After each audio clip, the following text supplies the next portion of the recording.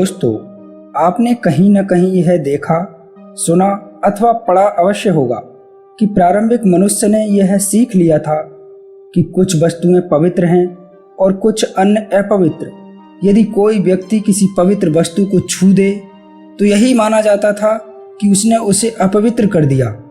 इस पवित्रता की भावना का संबंध केवल वस्तुओं से नहीं था। लोगों के कुछ ऐसे विशिष्ट वर्ग भी थे जो अपवित्र समझे जाते थे। कोई व्यक्ति उन्हें छू देता तो वह विशिष्ट व्यक्ति छूत लगा हुआ माना जाता था। अजनबी लोगों से मिलना आदिम पुरुष द्वारा छुआछूत का स्रोत माना जाता था। यहाँ तक कि गर्भवती माताओं को अशुद्ध माना जाता था। कुछ जगहों पर तो आज के आधुनिक युग में भी यह सब देखने को मिलता है। लेकिन अछूत शब्द का सही मायने में अर्थ समझना है तो आपको ये गौतम बुद्ध की कहानी जरूर सुननी चाहिए। दोस्तों, इससे पहले कि आप इस कहानी को सुनते हुए इसमें खो जाएं, उससे पहले कृपया करके आप हमारे चैनल को सब्सक्राइब कर लीजिए। तो चलिए कहानी को शुरू करते हैं। प्राचीन समय की बात है। एक बार भगवान गौतम बुद्ध एक प्रवचन सभा में आकर मौन बैठ गए। महात्मा बुद्ध को यूं मौन देख शिष्यों के मन में चिंता होने लगी। वे सोचने लगे कि कहीं महात्मा बुद्ध शारीरिक रूप से अस्वस्थ तो नहीं हैं।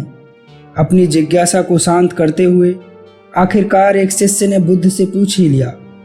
शिष्य ने कहा, गुरुदेव, आज आप इतने मौन क्यों हैं? महात्मा बुद्ध ने कोई उत्तर नहीं दिया। इसके बाद दूसरे शिष्य ने फिर वही सवाल पूछा, गुरुदेव, आप स्वस्थ तो हैं?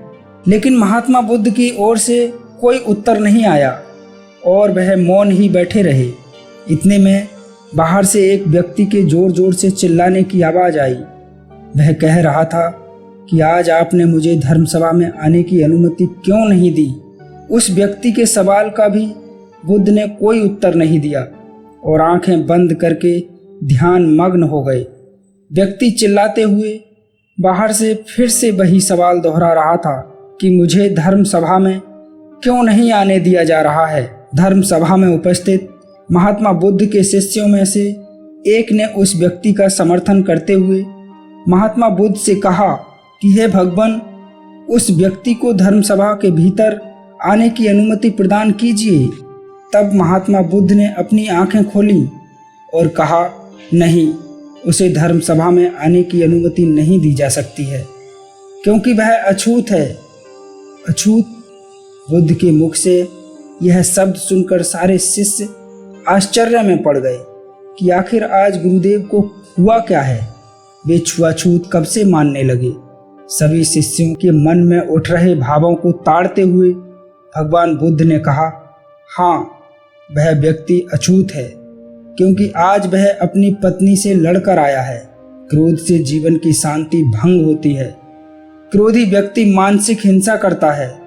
इस क्रोध के कारण ही शारीरिक हिंसा होती है और क्रोध करने वाला अछूत होता है क्योंकि उसकी विचार तरंगें दूसरों को भी प्रभावित करती हैं। इसलिए इसे आज धर्मसभा से बाहर ही रहना चाहिए। उसे वहीं खड़े रहकर पश्चाताप की अग्नि में तपकर शुद्ध होना पड़ेगा। शिष्य समुदाय समझ गया कि महात्मा बुद्ध क्या समझाना चाह रहे थे। वो अस्पृश्यता और अछूत के बीच के अंतर को समझ गए कि अस्पृश्यता क्या है और अछूत कौन है। उस व्यक्ति को भी अपनी गलती का बहुत पश्चाताप हुआ और उसके बाद उसने कभी भी क्रोध न करने का प्रण लिया। इसके बाद महात्मा बुद्ध ने उसे धर्मसभा में आने की अनुमति प्रदान की।